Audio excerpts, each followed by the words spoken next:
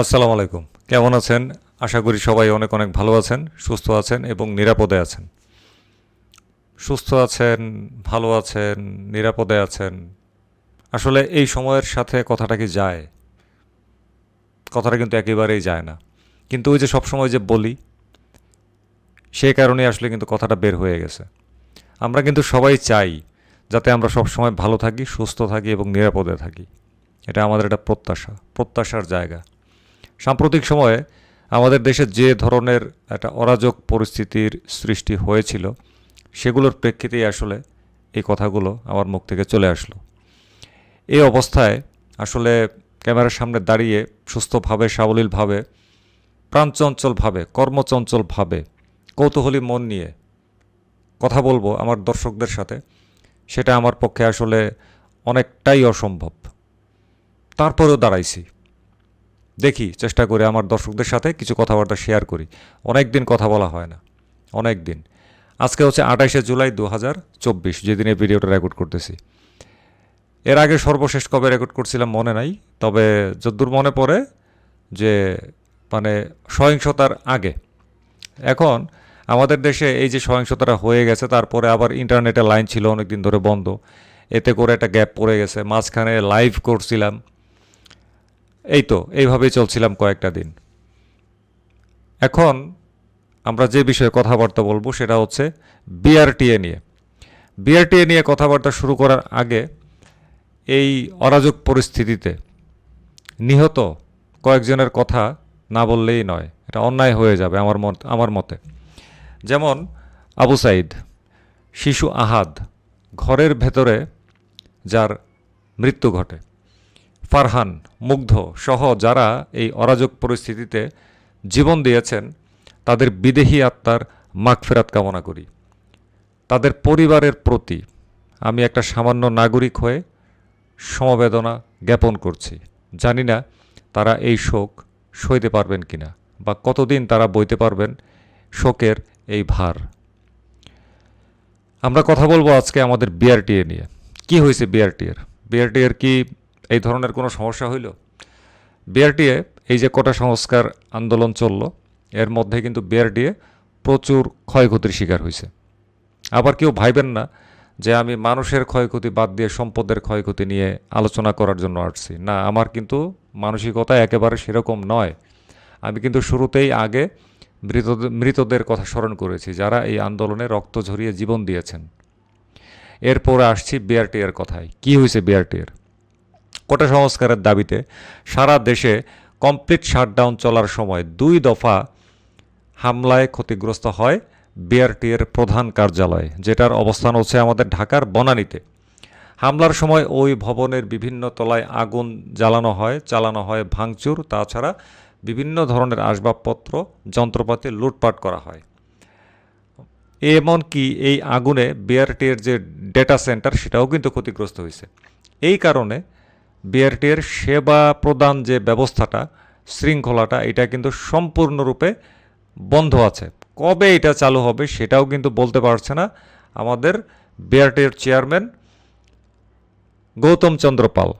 তিনি বিভিন্ন ধরনের সংবাদ মাধ্যমকে বিভিন্ন সময় বলেছেন বিআরটিএর কম্পিউটার, মনিটর, আসবাবপত্র সহ মূল্যবান মালামাল লুট করা হয়।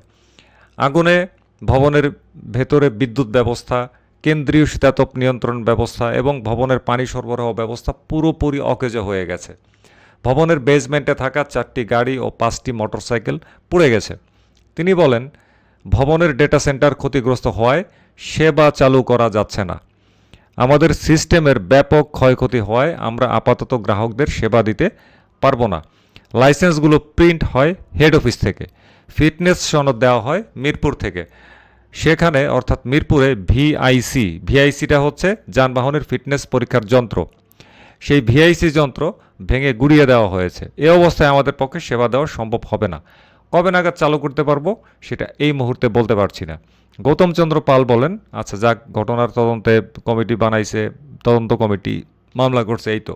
ঘটনার সময় বিআরটিএ ভবনের নিরাপত্তার দায়িত্বে থাকা সাইমুম হাসান সাংবাদিকদেরকে বলেছেন, ঘটনার দিন বিকেল 4টার পর থেকেই বিমানবন্দরের সড়কের পাশে থাকা এই ভবন লক্ষ্য করে ইট পাটকেল ছুটতে থাকে আন্দোলনকারীরা।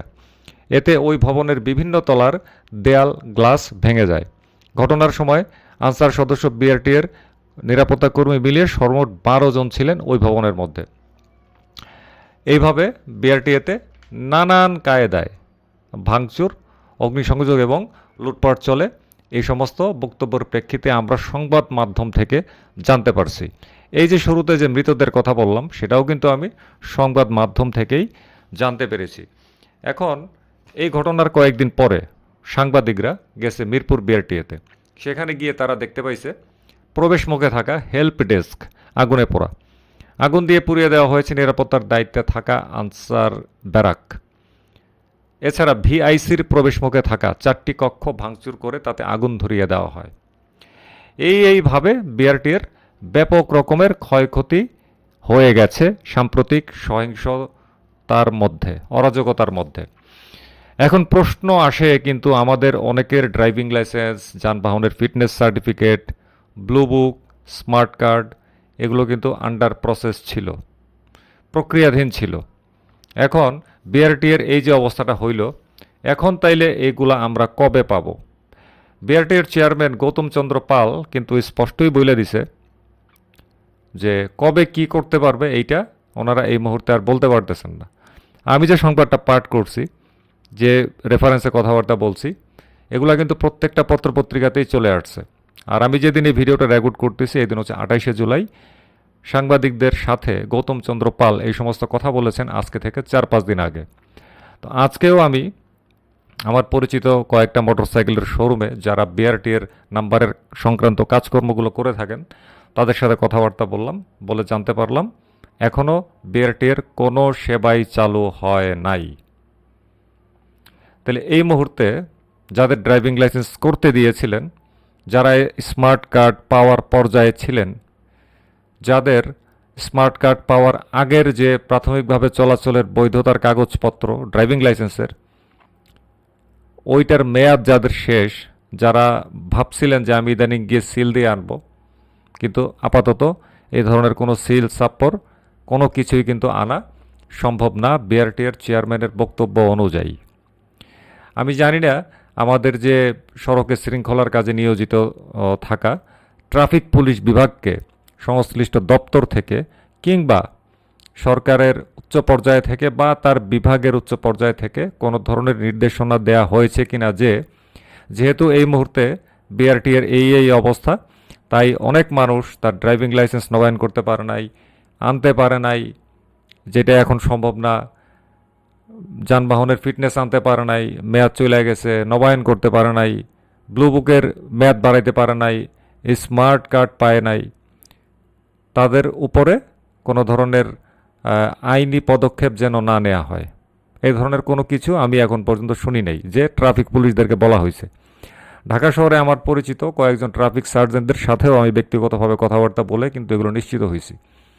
তারা আমার যেটা বলছে যে এই পরিস্থিতিতে তারা নিজেরাও কিন্তু খুবই বিব্রতকর অবস্থায় আছে এবং খুবই শঙ্কায় আছে। তাদের কারো মুখে কিন্তু হাসি নাই, সবাই উদ্বেগ এবং উৎকণ্ঠার মধ্যে আছেন।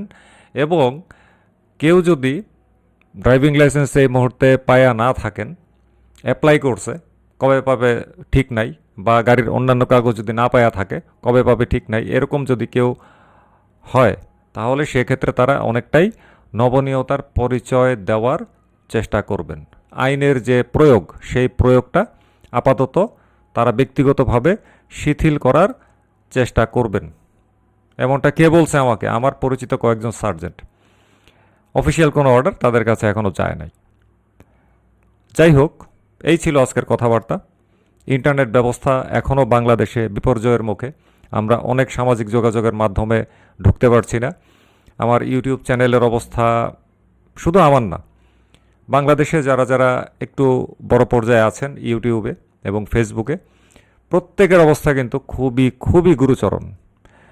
28শে জুলাই আজকের দিন মোবাইলে আমরা ইন্টারনেটের অ্যাক্সেস পাইছি, কিন্তু আমরা এখান থেকে ইউটিউব ব্রাউজ করতে পারছি না, শুধুমাত্র ব্রডব্যান্ডেই করতে হচ্ছে। অন্যদিকে মোবাইল ডাটা দিয়ে আমরা ফেসবুক, টিকটকেও আমরা যেতে পারছি না, আবার ব্রডব্যান্ড থেকে ফেসবুক, টিকটকে যেতে পারছি না। তার মানে বুঝেন অবস্থাটা কি। আসলে বর্তমানে আমরা যারা কন্টেন্ট প্রস্তুত করি ইউটিউবের জন্য বা ফেসবুকের জন্য, সবার কপালের মধ্যে দুশ্চিন্তার চরম ভাঁজ।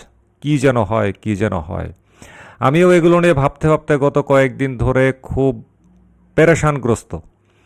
খাওয়া দাওয়া, ঘুম, সব কিছুই চরমভাবে ব্যাঘাত ঘটতেছে। খুব দুশ্চিন্তা। দোয়া করবেন সবাই, পরিস্থিতি স্বাভাবিক হোক খুব দ্রুত। এখন যে এরকম আছে, এইটাকে আমি স্বাভাবিক পরিস্থিতি বলতে পারছি না। আরও স্বাভাবিক হইতে হবে, আরও স্বাভাবিক হইতে হবে। ভালো থাকবেন সবাই। আল্লাহ হাফেজ। আসসালামু আলাইকুম।